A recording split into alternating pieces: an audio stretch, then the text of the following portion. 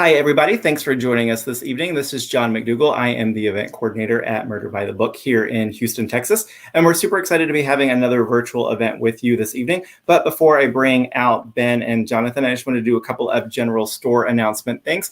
First off, if you have not been in to visit us in a while, we are open for browsing. We reopened at the end of October. I think at this point we are now have been reopened longer than we were not open. So if you have not come to visit us in a while, please come visit us. We know not everybody is getting out just yet. So if you are not kind of going into stores, we're still doing curbside pickup. Just give us a call when you pull into the parking lot. Let us know what car you're in and we will run stuff out to you. We are still asking that people wear masks in the store for the time being, just because at this point, I think people under 12 can't get vaccinated yet. We still have lots of kids coming in. And as many of you guys know, with us being so close to the medical center in Houston, we have lots of people who are getting treatment at MD Anderson that come in and visit us. We just want to make sure everybody feels safe and comfortable in the store. So we ask that you please still wear masks when you come in. We have had a ton of virtual events. I think McKenna and I totaled it up. We have done somewhere over 200 of these with well over 300 authors. So if you are tuning in for the first time, we hope that you will scroll back through our YouTube and Facebook channel and you can see all of the other stuff that we've been doing.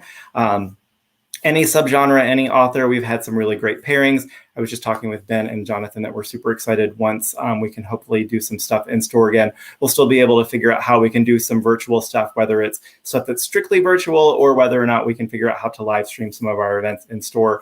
We know that people have been asking us about that for a while. Wanted to mention briefly, we are going to be doing next Wednesday, we're going to be chatting with Nicholas D. Demizio and Lev Rosen about their new books. We just confirmed today we're going to be doing an event with Daniel Silva in July. So there's lots of great stuff. Check out murderbooks.com. For that, I also wanted to mention briefly, if you had not heard, we have just started a series of subscription boxes. We've got 3 different options. You can find out more information about that at murderbythebox.com. One of them is a Best of the Month, which is just a new hardcover that we're excited about. We also have one that is Classic Mysteries, and we also have one that I curate that is Cozy Mysteries. So you can find out more information about that at murderbythebox.com. But tonight, as we mentioned, we are chatting with Ben H. Winters, and he is going to be chatting about his newest book, The Quiet Boy, which just came out Tuesday. And we're excited to have Jonathan Ames with us, whose book, A Man Named Doll, came out earlier in April, and he's going to be chatting with Ben this evening. So I'm going to bring them out and get us started. We're going to start with Jonathan. How are you tonight, Jonathan? Very good. Thank you for having me. I don't think I may have been to Houston once a long time ago, but it's nice to be in Houston, sort of. Yeah. Thanks so much for agreeing to chat with Ben with us this evening. For any of you guys who are watching who are not familiar, as I mentioned, Jonathan's new novel, A Man Named Doll, has recently been released. He is the author of I Passed Like Night, The Extra Man, What's Not to Love, My Less Than Secret Life, Wake Up, Sir, I Love You More Than You Know, The Alcoholic, The Double Life is Twice as Good, and most recently, You Were Never Really Here, which was adapted into the acclaimed film starring Joaquin Phoenix. He's the creator of 2 television series, Blunt Talk and Bored to Death, and has had 2 amateur boxing matches fighting as the Herring Wonder. Let's bring out Ben. How are you tonight, Ben? I'm well, thanks. How are you? I'm doing well, thanks. It's good to see you again. It's good to see you too. Thanks for having me. Yeah, so we were talking before we went live. Ben, my coworker Sally is a huge fan of the Last Policeman trilogy. My dog is yelling. Hold on one sec. Okay. Oh boy. Okay, sorry. We'll see how this goes. So my coworker Sally is a huge fan of the Last Policeman trilogy. So we were saying that you came to the store for the 3rd book in the trilogy. I think and you had your ukulele with you too, right? I did. That was my ukulele tour. That was the first and last time I toured was my own musical accompaniment. I played Bob Dylan songs on my ukulele because I was like, book tours tend to be a little boring, and there's just a limit to how much people want to hear. So that was really fun, actually, really fun. Awesome. So as we mentioned, The Quiet Boy has just come out. And Ben H. Winters is the New York Times bestselling author of Underground Airlines and the Last Policeman trilogy. The second novel in the trilogy, Countdown City, was an NPR Best Book of 2013 and the winner of the Philip K. Dick Award. The Last Policeman was the recipient of the 2012 Edgar Award and was also named one of the best books of 2012 by Amazon.com and Slate. Ben lives with his family in Los Angeles, And so before I turn it over to Ben and Jonathan, if any of you guys out there watching have questions, please post those in the comments on Facebook and YouTube, and we will get to those in a bit. I didn't mention this when I was doing my intro, but we periodically have issues with spammers pop up sometimes on Facebook. So if you guys see comments asking you to click away from the event to put in your credit card info somewhere else to watch it, don't do that. I will block those as soon as they pop up. We haven't had, I'm not on wood, we haven't had issues in a while, but that's just my general disclaimer. But if you do have questions for Ben and Jonathan, please post those in the comments and we will get to those in a little bit. So Jonathan, I'm going to turn it over to you and I will see you guys in just a little bit. Thank you, John. Thank you, John. And hello, Ben. And hello, Jonathan. I do hope your dog makes an appearance at some point. I have a feeling that he will. I'm getting that sense. We'll see how this goes. But yeah. I'll get mine also. In the meantime, that is a portrait of my dog. Okay. Also, there's a cat next to him, a portrait of a cat I once knew and loved. Anyway, more importantly, we're here to discuss The Quiet Boy, a novel which I loved completely. Thank you very much. A page turner, brilliant depictions of characters entering into people's minds, wisdom, comedy, science fiction, private investigation, malpractice, a lot of interesting topics. A lot of malpractice in various fields, yeah, and other dimensions. Yeah. So anyway, I love the book, but for the audience out there, what we're going to do, Ben is going to read for a few minutes, and then I'll ask him some questions. So Ben, if you want to read a passage, or yeah, I will. I'm not going to read for very long because we were talking about this before. It's so weird with the whole Zoom thing, but I do. I guess I'll just talk about the book for 1 second. Like it is two mysteries in one, is how I'd like to think of it. It takes place in two time frames, a kind of present day story and one that's 10 years ago.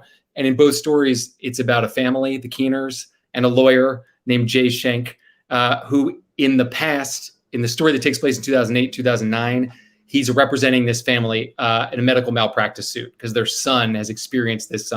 He went in for a minor surgery and he experienced some crazy neurological problem. It's hard to describe. And then in the present day, in the 2019 timeframe, it's the same family, the same lawyer, but now the dad from the family is on trial for murder. And it emerges that he allegedly has murdered the expert witness from that previous case. So basically the book tracks both of these stories as they kind of braid together. I guess it's not much of a summary. It's a fair summary, I think. I think it's an excellent summary because that is one of the things you do in the book is, well, you jump, following different characters somewhat, but, you jump back and forth in time, the tension between the two stories, not quite in a Rashomon way, but they begin to explain each other. Well, that's the hope, right, is that you set up these two different tracks that seem to be different stories, then you realize slowly but surely how they're interconnected. And so it has to do with time also, and the way that time affects the characters and whatever. We can talk about this later. But one of the challenges I found really exciting was, how do I show these people, how are they different? How is someone different? How does the intervening decade affect someone? Anyhow, so the main character, more or less, is Jay Schenk, who is this hustler, basically. He is this, you might call him derogatorily, an ambulance chaser. I don't care for that term, but he's basically an ambulance chaser. He's a kind of a bit of a scumbag lawyer in LA. And this is, he is in this scene, it's early on in the book, and he has heard from this network of nurses that he has, who are kind of on the take, who feed him potential lawsuits. He has heard about this kid who's at this hospital, and he's gone to the hospital to try to find the kid to get his family to sign up with him. Okay. Schenk in a hospital lobby with Schenk in full, chin angled up, chest thrust forward, ponytail dancing at his nape, marching forward like a man at the head of a parade. Schenk was an aficionado of hospital lobbies, of their informational kiosks and layered odors and vast soaring atriums. How many times had he passed through the whoosh of automatic doors, strode along the speckled linoleum tiles and down the beige hallways, past the seascapes and the still lifes and the soft light portraits of elderly philanthropists. He loved all the lobbies without prejudice or discrimination. But what did Schenk love the most? Most of all, Schenk loved the clientele, the consumers, the customers. The sick and the families of the sick, murmuring and muttering, worried and weary, leaning on the walls or wandering confused in search of a vending machine or a bathroom, or just slumped in those lumpy, overstuffed lobby sofas under the too bright lights, hungry but unable to eat, weepy but unable to cry. They were alone or stood in groups of 2 and 3, clutching at scraps of tissue and sipping lukewarm coffee and staring wanly out the tinted glass in baffled contemplation of a loved one's mortality and, inevitably, their own. They sat grimly waiting for news. They made exhausted phone calls, keeping someone out there in the loop, or keeping themselves tethered to the rush of life that continued while they were in here in the tedious no time of hospital waiting. Schenk loved them all. As he made his way to the massive semicircular volunteer desk, Schenk's spirit flew out to all of them, all the hospital people gathered in the purgatorial half-light of the lobby, his own heart a corona of empathy expanding outward through the damaged world. That's good for me. I can read more later if you want. That's a good start, I think. Oh, that's a wonderful passage. Why'd you come? Sorry. Yeah, go ahead. Okay. Come, boy, come. What? My dog. Well, let's do the Zoom with the two dogs. Let them talk. Oh, look at him. May I? I'm going to morph into dog voice in public. Hi. Oh, God. Archie, that's author Jonathan Ames. Oh, God. I don't. My dog doesn't come on during these Zooms. He doesn't allow himself to be exploited that way. The very first time I did one of these book things, I managed to get him on my lap. I had treats ready for that purpose. Yeah. Since then, he's gotten wind of it, and he doesn't want to be, So, but I have the portrait of him looking. That's right. He's a dog. He's not a trained seal. He's not there for our enjoyment. I know, but I want to show him off, though. I want the audience to see his eyes. They're like. Painting the girl with the pearl earring, deep we love our dog. eyes. Anyway, but I'm glad you let him in now, and So anyway, that is a beautiful passage, and I have a number of questions, but one of the questions did have to do with Jay Schenk. So since you read that, I'll start there because as you even called him, you said scumbag. Yeah. You don't like ambulance chaser, but the thing is, he was incredibly sympathetic. I thought there was also a real Willy Loman quality to him. Like one of these American dreamers that just think they can do it all. And, and he had a good streak there for a while, but then the Keener case brought him down. Yeah. The front of the book, you said something like, I dedicate this to all the lawyers in my life. So maybe talk a little bit about creating this sympathetic ambulance chaser and your inspiration for this man. The Willy Loman comparison, that's really moving to me. I mean, I think he is because he's a hustler, you know what I mean? And I think a lawyer who works for himself, he has a company, it's called Schenk and Partners, but it's just him, right? And like he goes around town trying to find work and then trying to do the best he can by his clients. And sometimes you win, sometimes you lose, but like he's also a happy warrior. Like he loves the fight, and he sees himself as a kind of like a knight, a chivalrous character. Like when he takes on a case, it's that cheesy thing of like, I will fight for you, And he says to the Keeners when he signs them, because their kid is sick, and he says, "Look, I'm a lawyer." I don't see this as a job. I see it as a promise. Once I'm your lawyer forever. And like he will, and we see how that plays out.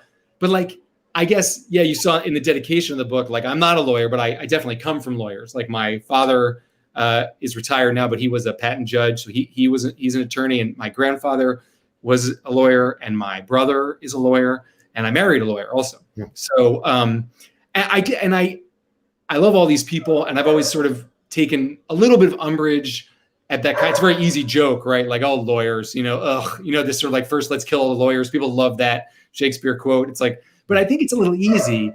I think that lawyers, like at base, what the job is to, first of all, to interpret this really complicated code, right? To like understand this really complicated thing that I find really compelling and interesting, like the law as a sort of structure or set of symbols that represents what is important to us as a society, right? Mm-hmm. So you have a class of people who like their goal, their whole job is to understand that and interpret it for us.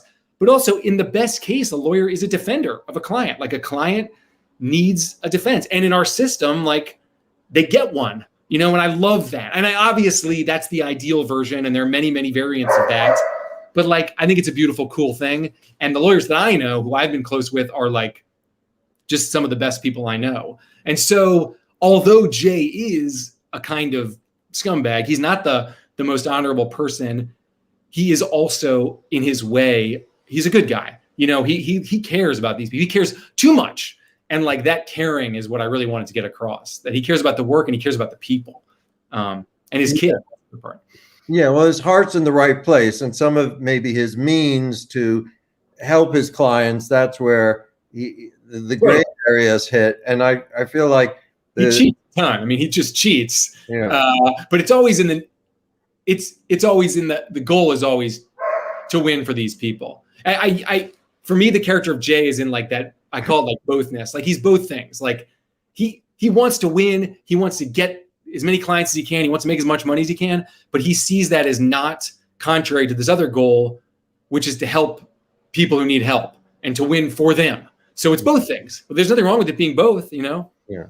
I for some reason I'm bald, so I can't make fun of it, but the thing of having a ponytail, I also have another hat to put on maybe later for the science fiction element. I've been the encore hat. all my Zooms, but this is more serious as as an interviewer. But the other thing, well, there's two thoughts. One is, I also really loved, just in that passage you read, your description of the hospital lobby. You know that thing, there's like an Oscar Wilde quote where, until a writer describes the river, the mist coming off the River Thames, you don't see it. And twice in my life, I've spent significant amount of times visiting people in hospitals. Yeah. Both, like, one time with my father, he had a heart attack, and I was literally in a hospital every day for 30 days, maybe. And it sort of became like this family or community, that lobby you're describing, the hallway with the paint. I knew it all because I was walking up and down it. The ladies in the cafeteria, it really is like this whole ecosystem. And that was the other thing I love, that he's got this, coterie of nurses that feed him stuff. But anyway, I just thank you for that description of the hospital lobby, because it just really made me think of when I used to sit in that lobby. Because sometimes the one where my father was, someone would play music once in a while on a piano, but you just saw all the different stories coming in and out. They generally tend to be such nondescript places, but they're also so freighted with emotion, because no one is there for the hell of it. I mean, like, there are two classes of people there. There are people who are there because they come every day because it's their job, and there are people who are there because there is something bad happening, like there is some major emotional event going on. And that kind of cross current, I think, makes them a really interesting place. I remember in college, I took a poetry class and I wrote a poem about airport, like, just the gate where you wait for your plane. I wrote a whole cycle of poems about airport gates. And the teacher was like, why would you write about that? What are such boring places? And I was like, are you crazy? Like, I love places like that, these sort of institutional spaces that are just always full of strangers, any one of whom has got something going on. You know what I mean? And like, and Jay, for him, it's a kind of feeding ground, right? Like, this is where you find the clients. But it's also like, he also feels the emotions. He's, in a way, he's like an emotional, he's a really empathic person, both because that's who he is and because that's his career. His career is finding people who need help. So hospital lobbies are, Yeah, and it does seem like you writing about airplane gates or the hospital lobby, these are places where they're basically story streams. You're seeing people in transitions coming and going. What are their stories? I was glancing at the book again, and there was the description of the key witness. I don't want to give anything away, but it talks about the totality of her life, her emotions, her wishes. And so anyway, it's just that sense that the authorial eye of seeing the streaming lives around you. What else story streams are locuses or loci of stories, or like courtrooms, right? And like, so this book gets into there as well, like the criminal courts downtown here in LA, like, those hallways are just full of people in some kind of dire strait or another, and like, you walk down the hall and there's people crying and there are people like arguing angrily and there's people who are like about to face sentence, like so much is going on. And then at the same time, there are other people like bailiffs who are just like, this is where I go to work every day. And I find that to be super interesting also, that confluence. Yeah. And just one shout out to lawyers, because I happen to know 2 defense lawyers who are, they take on the most difficult cases and, people that need to be represented or, and then the system works against them, defense lawyers. They don't pay them enough. They make it difficult for them to win. And again, our lopsided system, if, you can't afford. Anyway, I don't want to go there. But the one thing I want to say about lawyers, which makes sense to me that you're perhaps a writer, is that lawyers are writers. They love the word. They study the word. A comma can make a huge difference. I mean, Totally. and that's why lawyers a lot of times also make wonderful writers or become writers. Totally. I say that about Scott Turow, who I think is like, Scott Turow tends to get sort of put in the category of like, kind of beach thriller stuff, but like those books are incredible. They're incredibly moving stories of human drama. And like, he's a great writer. And like, you can feel that love of the written word, which like, I also, I love it. What was I going to say? Oh yeah. Like, and my wife, when I met her, she was still in law school and like, but we have all her textbooks and stuff. And like the torts books, like a good torts textbook is just like, there's story after story after story. Like someone's accidentally, walks into a train yard and gets hit by a train, but like, the gate was supposed to be up, but it wasn't up and they were a little bit drunk, but not that drunk. It's like, these are just stories, it's great. It's great. That's cool. Well, speaking of, so then in some ways I'm going to go back to my first question that I had written down in terms of stories. Because I feel that every writer is shaped by the books that he loves. Yeah. And so I'd like to ask you, what were the first books? And then we'll get into maybe more recent influences. But what were the first books that excited you as a young reader that maybe propelled you into the life of writing? Like, who are your heroes? I mean, going way back, like the first book that I remember being like, oh my God, I can't believe how good this is The Phantom Tollbooth. When I was like 10 or 11, whenever I read that, like books like that. And then I read a lot of like fantasy books, when I was a kid, and then science, Isaac Asimov, that kind of stuff, early sci-fi stuff. I think when I realized the kind of writer I wanted to be was when I was a little older and I started reading like mystery, like and Dickens. I love Dickens. Like in college, I got really into Dickens. I was like, this shit is great. Like just these long books full of characters and the humor of it. Like the dry, like not like the kind of dry is exactly the wrong word. The kind of like overstuffed, like so many things going on, so many plots, so many characters and stories. And like, I think that's kind of reflected in my books. They are not, there's just, sometimes I feel like there's too much going on. Like, I love to, I don't know. So I love Dickens. And then, but when I got older, I got into like Patricia Highsmith. The Talented Mr. Ripley remains like a key book for me. Like, I love that book. Hey, sweet, calm down, please. Can you calm down? Righty. Archie, what is it? What is it? He also loves books. Hold on, I'm gonna see if I can get him to sit on the sofa. Come here for 1 second. Up. Fezzik, come here, Fezzik. Maybe my dog will come and talk to him. Yeah. My dog is lying in my bed or our shared bed, and I have to compliment you for guys. If you haven't read Jonathan's recent book, A Man Named Doll, it's a great novel for a lot of reasons, but one of them is the very loving portrait of a lonely man and his dog, and the pleasure and the joy he gets from that dog is really moving to me. Because we've had this dog Archie now for only just right since the pandemic started, so about a year and a few months, and like he's changed my life in a lot of ways. And one of them is he's making it really hard to do a book talk. And I got into P.D. James and Ruth Rendell, like the kind of British mystery writers. And that, I think the early opportunities I got as a writer had nothing to do with mystery fiction. And as soon as I could, I pitched a mystery novel. I was like, this is really what I want to do. So I think that was really, and of course, John le Carré, Tinker Tailor Soldier Spy, I could read. And I have read like every year now for the past 5 or 6 years. And like, it's become like when I am like, how do I write a good sentence? Like, or like, how do I stylize this scene? Or how do I think about the framing of a scene? And like the kind of light, the touch, I don't know what the word is for it. Like not the characterization exactly, not the plot, but like the sort of touch, the feel, like he's for me is like the creme de la creme, creme de la creme. Yeah. A couple of years ago, I spent several months reading the whole series around Ting. But I want to ask you a question. Well, Wait, just the Smiley books, just the George. Yeah, so good. Yeah. Every now and then in Le Carré, there's like a sentence I can't figure out at all. Like, I don't know if it's advanced British grammar. No, I'm actually glad to hear you say that, because sometimes I'm actually like, I read a bunch of times and I don't get them. And I feel like he's doing something that is either so subtle or so British that it's actually incomprehensible to me. So I'm sort of glad to hear you say that. Or it might actually just be incomprehensible. It's the one thing that keeps me from totally giving him my heart, is that every 5 pages, I feel like I fail an IQ test. Yeah, totally. He's pretty but it also could be suddenly you're in someone's brain, or it's a line of dialogue. I don't know. It's every now and then I feel like one of the wheels falls off. And other times the clarity is, beautiful, and the insight into the. Yeah. He does dip in and out. Oh, hush. He does dip in and out of perspective sometimes in ways that can be a little jarring. Yeah.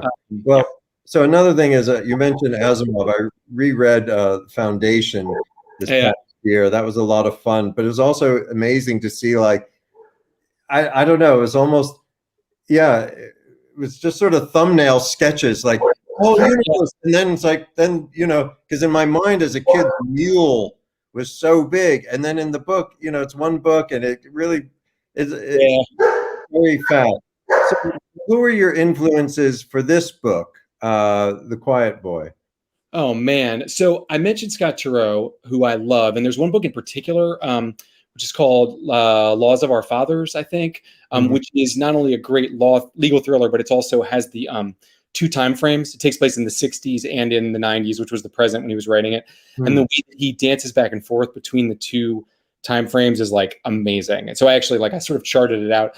Mine ended up being quite a bit different, but so that was really important to me. What else in this one? I guess I read a book about consciousness and the nature of the brain by Daniel Dennett, I think the author is. I actually read a lot of nonfiction for this one. So stuff about the workings of the human brain. And then honestly, which I never would have cited as influence in particular before, but Stephen King, and the kind of the buildup of dread and the sense of weirdness, and the kind of, how in Cujo, speaking of dogs, there's oh wait, is the dog just a rabid dog, or is he actually a demon? And it's never exactly clear. It's kind of clear sometimes, but it's oh wait. And I didn't, the kind of mythology of this novel, I feel I understand it pretty well, but I didn't want it to be super I didn't want the book to be about that. I wanted to be this sense of ambiguity that I find he does he's the best. So I guess that's another influence.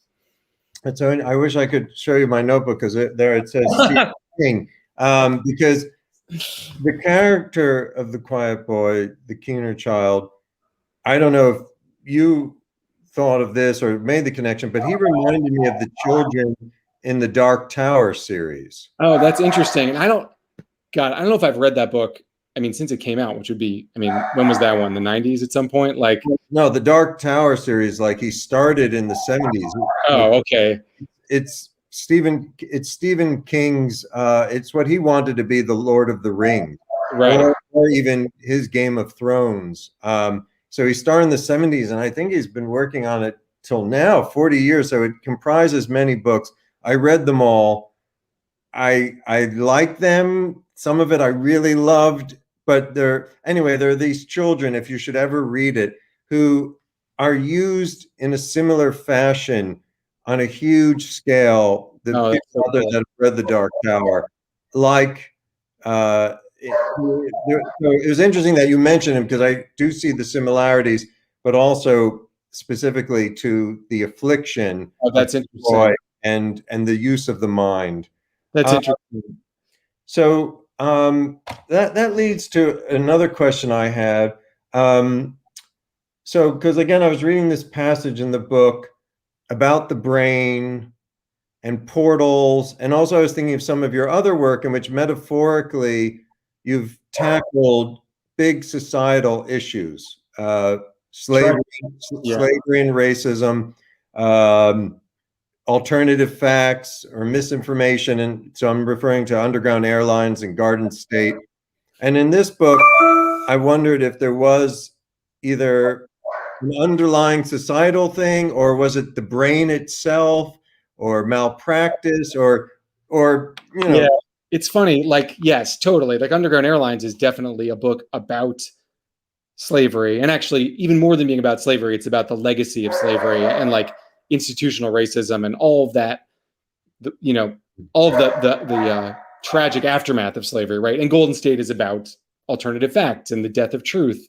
And this book, it's more of it's about how fucking weird it is to be a person, is basically how I think about it. Like, it's about, there's this passage in the book, like where Reuben, who is Schenk's son, who becomes a private investigator, he's thinking about the fact that this woman was alive and now she's dead, right? And like, because, there's this murder victim and he's trying to figure out what happened. And it's just like, she was this whole person. Like, we are these whole complicated beings with emotions and memories and love and everything that we are. And like, you die and that's just it. Like, you're just dirt again. And like, and I guess it's not the most original, but I think it's the most incredible, like, facts to just kind of like think about that. So the book really grows out of a more personal and less societal, I guess, thought world for me. And it's just about how strange it is that we are at the same time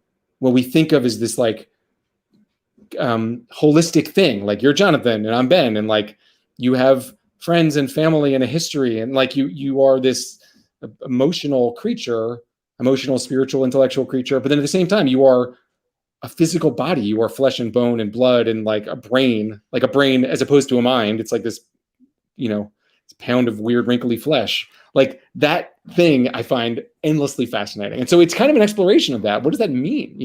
What does it mean that the Schenk who we meet in 2009 is so different, but is the same person as the Schenk we meet in 2019? Like, what does it mean that I'm the same guy somehow as the 20-year-old kid, who was in college in St. Louis 25 years ago? Like, that's so weird to me. Like, so it's a little bit less, in terms of the thematics of the book, it's a little less neat. Like Underground Airlines or Golden State or the last Policeman trilogy certainly had a cleaner kind of, I guess, elevator pitch of like, here's what it is. It's about this, except this. This book is a little bit more messy in the sense it's just about what it means to be a person, I guess. And yeah.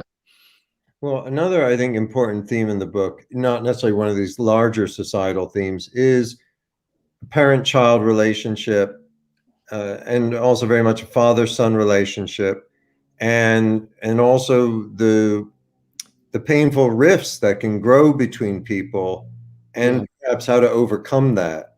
Do you want to speak a little bit to the father-son relationship, to, I don't know, maybe the bitterness that then transpires over a decade, where the father goes from maybe a hero to they're almost estranged.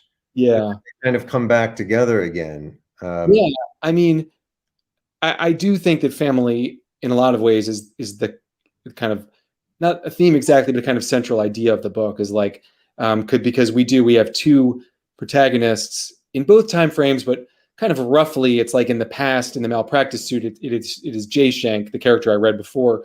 But then in the present, it's his son, Reuben Schenk, who is the hero, kind of. And Reuben was 12 in the past, and he's like 24 now. And like, he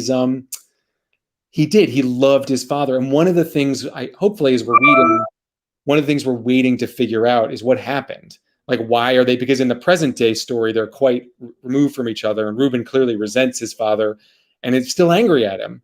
And it's sort of like, why? Well, for what? And like, so then in the past, we're building toward an understanding of what happened to this loving relationship. And they are their father and son, and Schenk's wife, Reuben's mom, is dead. And so, and there's no other siblings. It's just the two of them in the household. And Schenk is, we met him, we saw him. He's so exuberant, so full of love and empathy, and he's such a big personality.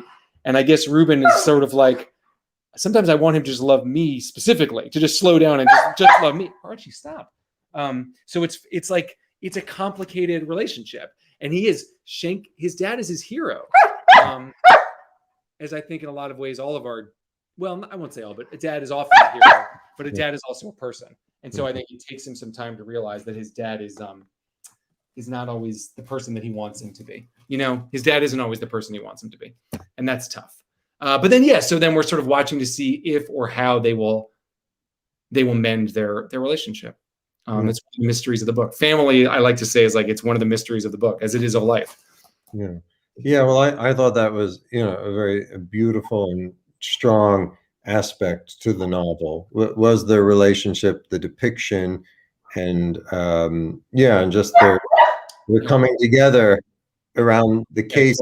Hold on one second. I'm gonna get you a toy. Archie, hold on, mister. You're being bad. Hello, people out there. I can speak backwards. For example, the word backwards is Sadralkakab. Book is Koob. Coffee cup is Puck Ifafak. That was not a curse. Curse is Esruk. Finger is Regnif. Computer is Retupmak. Ben Winters is Sretniwa Neb. I was talking backwards. He's got a weird hard block of cheese that he likes to chew on. Oh, good. That's good. But pass the time is almost like pass the time backwards is emit sasat. So if you could do the rest of this like that, that would be amazing. Amazing is Ganizama. So I just read it backwards in my mind. Dinim. Oh, dinim is a good word for mind.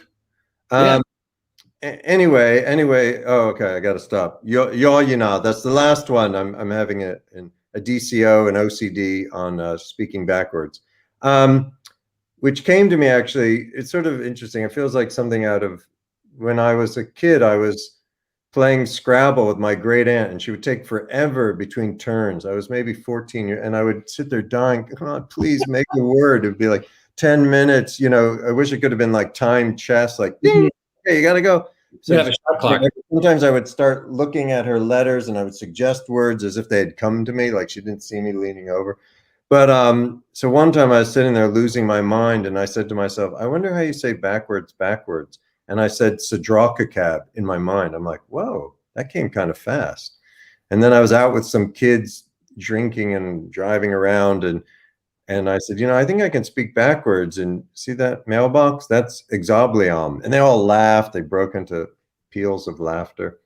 Anyway, back to your book. So another thing I wanted to ask you about, because you were, talking about, genres and influences now, but you also write musicals and seem to be. I used to. I haven't for years now. Although, funnily enough, just recently I hooked back up with a couple guys who I used to write with years ago, and we were talking about starting something. But I did. I wrote book and lyrics for a number of shows when I lived in New York. And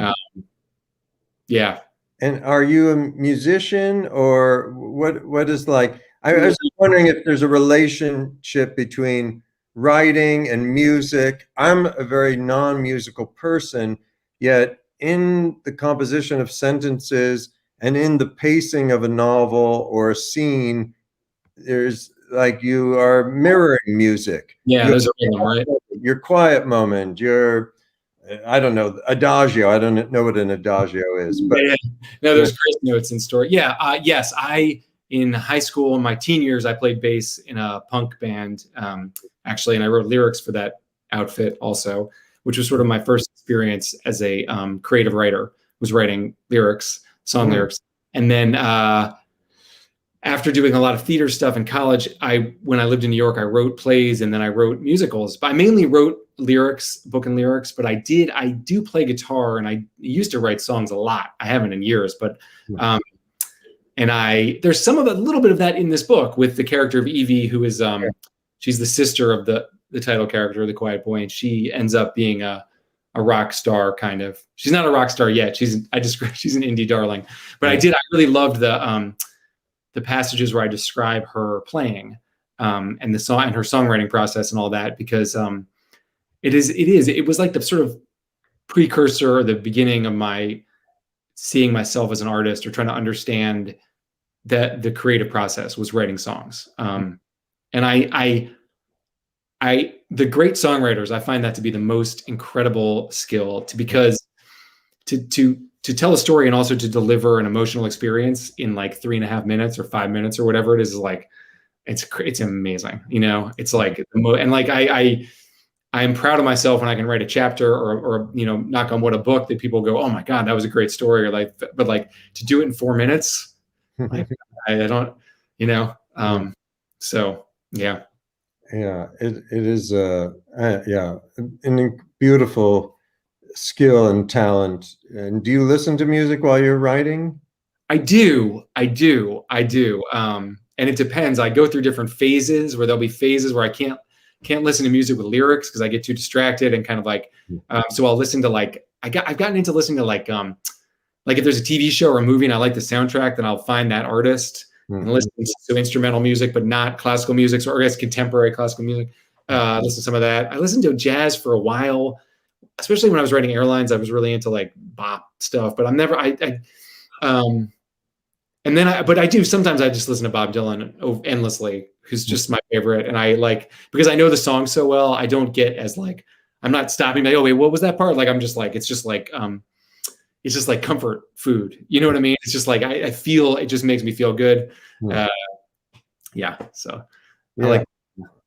I don't listen to music when I write. I would find it distracting, but I know a lot of writers do.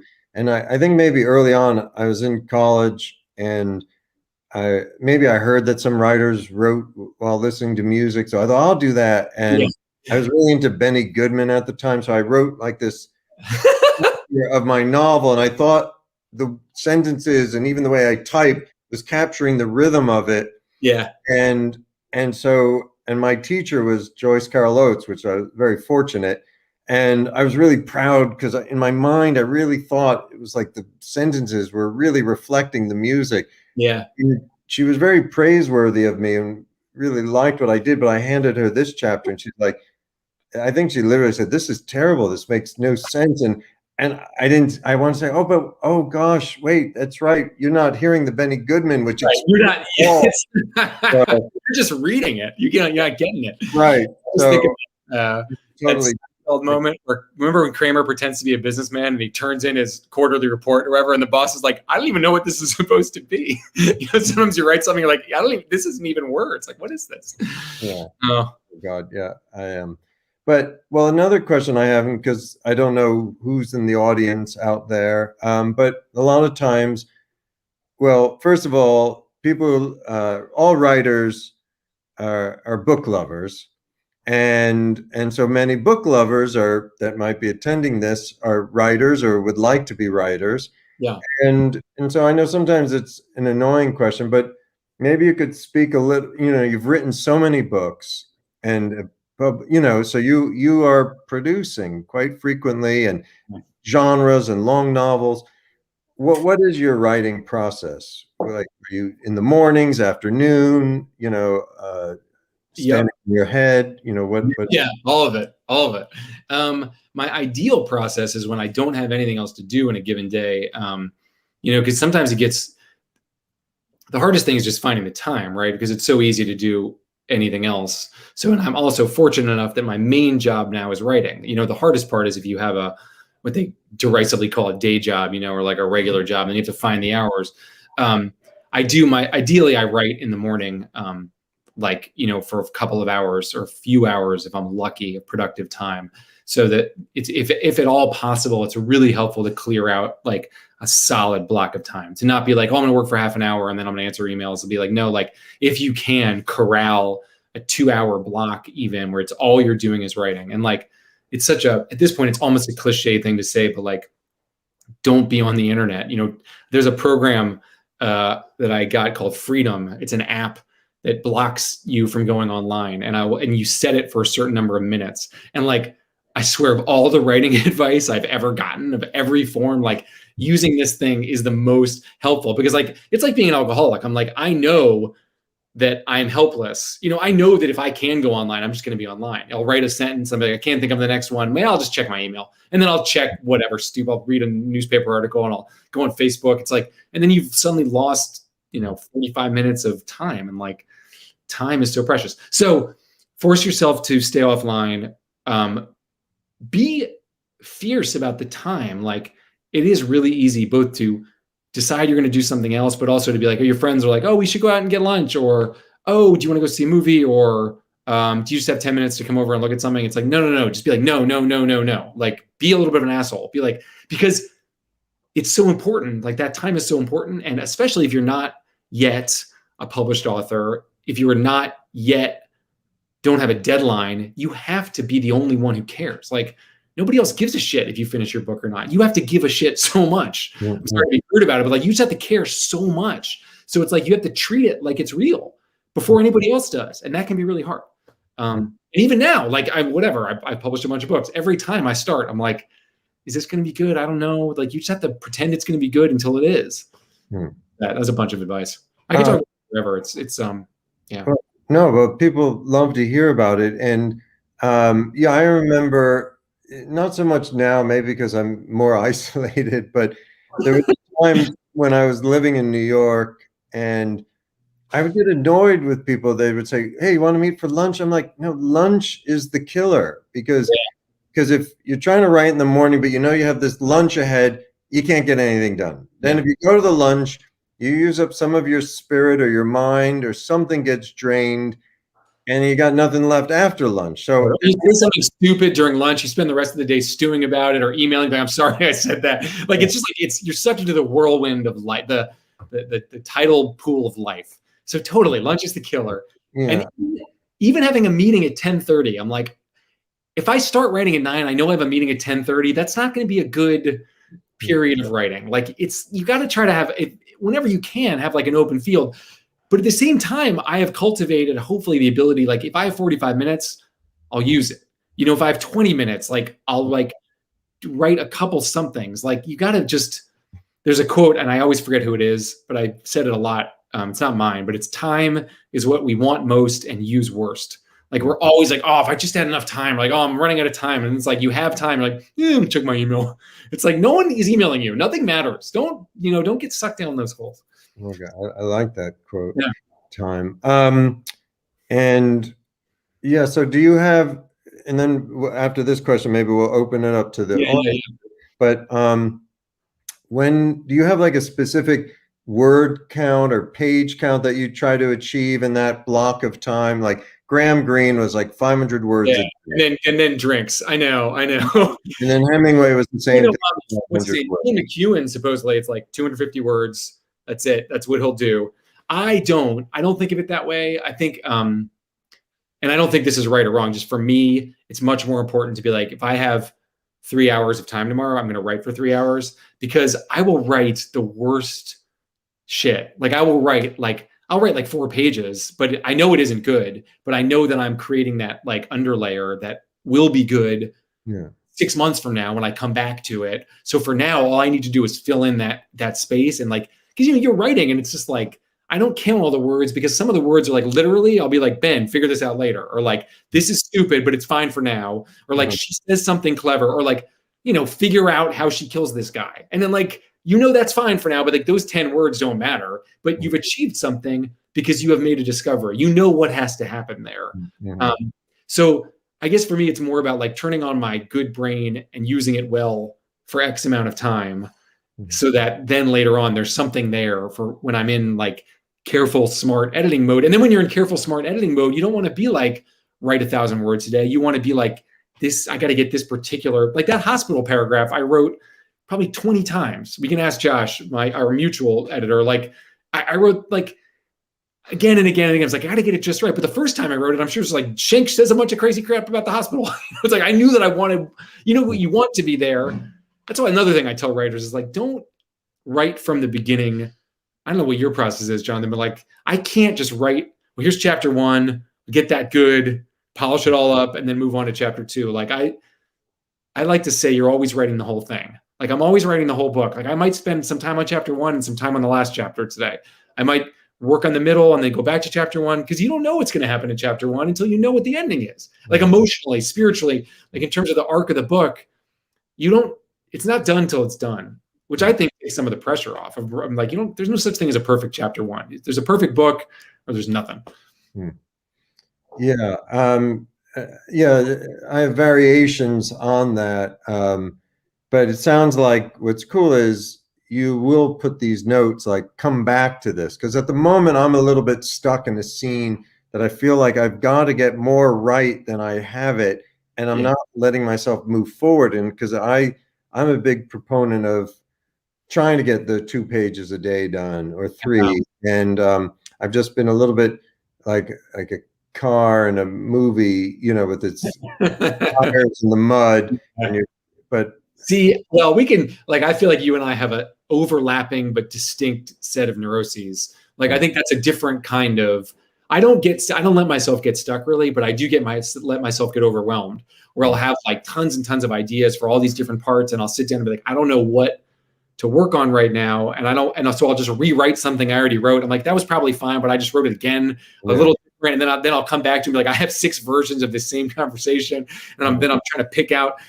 So it's just, everyone does it differently. Everyone has a different like value system of how they do it. And it's the hardest thing about writing, about giving writing advice. Cause like, there is no one way to do it. It's like, if I was teaching someone how to do open heart surgery, it isn't like, well, you just figure it out. What's the best process for you? But that's what we have to do as writers. And it can be different book to book too.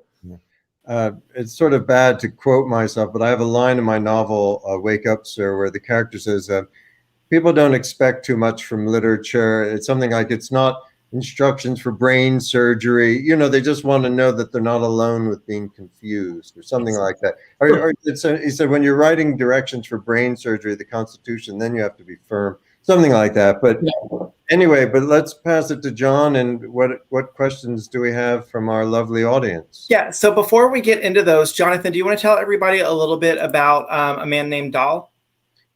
Sure. Oh gosh, do I have it? No, I don't have it here. I have a copy handy. I'll get mine. You start talking. I'll hold it up. All right. Well, I have a new book. It came out on 4/20 for those of you in the audience that like cannabis. And it's titled A Man Named Doll, and it's a private detective novel about a detective named Happy Doll. That was his birth name. He tends to go by Hank. And there it is. And it's set in Los Angeles. And my goal was to write a thriller, a page turner. And there's a medical aspect, like with Ben's book.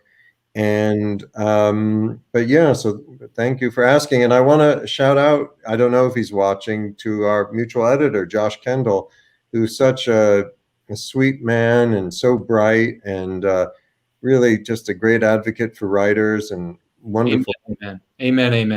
And I mean, it's great. It's great. And I think there might be a crossover novel in it. I could see Hank Dahl meeting Schenk and liking him. I think they would have a lot in common. They both like dope. Yeah. Anyway. That'd be cool. Westlake Donald did that with some writer in around the story that became one of his Parker novels. Oh, nice. All right. So Ben, Jody wants to know, how long did it take you to write The Quiet Boy? It's a good question. For this one, it's unusual because I started this book in late 2015. It was supposed to be the novel that I wrote after Underground Airlines, which came out in 2016. And actually in 2016, as you might recall, there was the presidential election that was rather surprising and upsetting to a lot of people. And I was like, whoa. And so my head kind of spun around, and I had started this book, but I was suddenly like, I don't feel connected to this in the same way. I really want to do something more political. And I was really suddenly super intrigued by all this business with alternative facts and stuff. So basically, speaking of Josh Kendall, my agent and I went back to Mulholland, where I had at that time a 2-book deal to do 2 books after Underground Airlines. And the first one was supposed to be this book, although it was at that time called something else. And I said, hey, can we switch it and do another book now and then do this one after? So I did Golden State, and then I came back to this, and the idea had evolved and had blossomed more, and it had grown. And so I'm actually really glad that I did it that way, because this idea had more time to kind of mature and ripen, or whatever you want to call it. And so that novel, which had been called The Prisoner, became The Quiet Boy. Christina wants to know, and we'll throw this for both of you guys, what is something that you've read recently that you enjoyed, and are there any upcoming releases that you're excited about? Let's start with Jonathan. Let's see. Well, I read The Quiet Boy, which I loved. I was sent another Mulholland book that's coming out. Well, that sort of answers the question. Rovers by Richard Lang. Yeah, I have that too. That's really good. Really fun. I read Megan Abbott's book recently. I'm always botching the title, but it's Turnout. Arena one. That's Take My Hand, or Derek. it's something like Take My Hand. I don't know if I've read that one. Yeah, I think it's her most recent book, and it also involves a lot of interesting medical stuff, having to do with the research around. Well, anyway, it's a complicated subject. And then I read American Spy by Lauren Wilkinson, which was a great book. And then recently, again, I've dipped back into Raymond Chandler. I always go back to him. So that's it. Influence is clear in Doll and in You Were Never Here. I also read American Spy this year, months ago, the Lauren Wilkinson, and I loved it. And the author, I recently, my friend Chris Farnsworth, who's also a great novelist, thriller writer, but he gave me a gift of a book called Version Control by a guy named Dexter Palmer, which is not a mystery, it's a sci-fi novel, but a very interesting, I don't know, I've been recommending it to everybody, it's great. But that's from a few years ago. Dexter Palmer has a more recent book called Mary Toft or the Rabbit Queen, which is bonkers, but also great. So he's like my new favorite author. In terms of upcoming, I'm not sure. I'd have to look at my stack. I've got a couple books that were sent to me, and I can't remember right now. Rob Hart has a new book coming out later this year, and he's generally great. So I'm looking forward to that one. I think it's a time travel book. And the Megan Abbott is Give Me Your Hand. So you were close, Jonathan. Give Me Your Hand. Okay. So Ben, in some of your books, you have kind of there's mystery, but you also include kind of some speculative elements in them too. So how do you balance them, or how do you are you aware of that while you're doing it and trying to balance them, or is it just kind of come out as it comes out? Well, there's this precise formula. It's 62% speculative and 48% no. I don't know. Basically, it's just worked out that way in this weird way. Like with Last Policeman, that was the mystery novel that I really wanted to write. And basically, I honestly was like, I really want to write a detective novel. What will be a way for me to do it that will make it interesting and something that we haven't really seen before? I was like, oh, well, what if there's a giant asteroid coming? It's going to destroy all life on Earth. And there's 1 year left. And my guy is solving murders anyway. Well, that'll be interesting. That'll be a good cover. And that'll get people to read it. And then as I was writing it, I was like, oh, wait a sec. I've sort of turned this into an existential, a novel of philosophy of like, what is the point of doing anything? Mm-hmm. Like, we're all going to die, right? So like, how do we make the decisions we make? And I was like, oh, this is actually cool. I suddenly had accidentally given myself a kind of career path or what, I don't know. Well, that's a little too schematic, but I was suddenly like, oh, this is interesting. So from that point on, it was sort of like with airlines, I was like, how can I think or write about this terrible fact of slavery and of the racism that has emerged from it? How can I write about it in as a thriller? Like, how do you do that? It's like, oh, well, by using this speculative element. So I have just found that braiding the two things together comes out with something cool generally. And in terms of the balance, it finds itself, I think, is the short answer. I think it finds itself. All right. So I know I always feel bad asking this question, but everybody always wants to know. You guys both have just had new books come out. As you said, Jonathan, yours came out on April 20th. Ben, yours has just come out this week. But what do you guys have coming up next? Let's start with Ben. I'm writing a book. I'm always writing a book. I'm lucky enough to have, I have contracted with Mulholland one more time. They keep consenting to publish my work. So I'm writing my next book for Mulholland, another, it's a thriller. It's called Big Time. And it's got, as suggested by the title, it's a corporate espionage thriller that is about the manipulation of time and space. So it's once again kind of bonkers. And I think it's going to be a little bit of a sharper and more of a knife thrust, as opposed to this book is a little bit of a wider thing. But I'm really excited about it. I'm like halfway into it right now. I'm at that place where it's like, it's still really exciting and fun. It isn't like, oh my God, how am I going to finish this? It's a fun place. It's interesting. You've used the word bonkers like 2 or 3 times. And I forget the title of this book, but McSweeney's published this early 20th century comedic British novel that for some reason they asked me to write an introduction for. I don't know, John, maybe you could find it. And anyway, in that book, the word bonkers, if you're like an OED person, I think first appeared because there's a crazy character whose name is something like Bunksy, and the guy calls him Bonkers because of his inability, and that guy was crazy, and he called him like Bonkers, but it was like a nickname. But this book was put like on the cots of like British naval sailors, and I don't think this has been submitted to the OED, but maybe it is in the OED, the origin of the word bonkers. But I believe it came from this McSweeney's book, the title of which my mind is not what it should be. It's called The Lunatic at Large, and it's by J. Storer Closton. Yeah, The Lunatic at Large has a character named Bonkers. Before that, I don't believe the word bonkers was in the English language.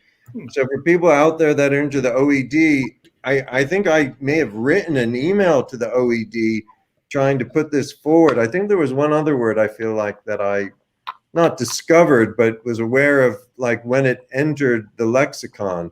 But I love that word. I use it all the time. I think it's I've noticed, because not a lot of people use it, but I think it entered the lexicon because this book, The Lunatic at Large, was put on British naval ships. Like, maybe they gave them Tarzan and The Lunatic at Large for them to read. And so at a certain point, all these sailors started using the word bonkers and then brought it into the language. Fantastic. I don't know if either of you have read that wonderful book about the OED. Madman, the Dictionary and the Madman, or something. The Professor and the Madman. Yeah, that was really good. Oh, another book I'm looking forward to reading is the author of The Hare with the Amber Eyes. I saw has a new book out. That's a nonfiction book, The Hare with the Amber Eyes. Wrote this amazing book about this 19th century Viennese Jewish family, and it's a fascinating book. Oh, nice. And so I'm also working on my next book for Mulholland. It's called The Wheel of Doll. It's the next book in what I hope is my doll series, my doll house. You can read the first chapter at the end of A Man Named Doll. So, because I wanted to create that pulp feeling in the book of like, all right, there's another one, I love that. My kids' books still do that. Grown-up books don't do that so much anymore. Yeah. It's sort of like aromatherapy. I wanted to create the feeling of like pulp just by having that first chapter at the end. It's great.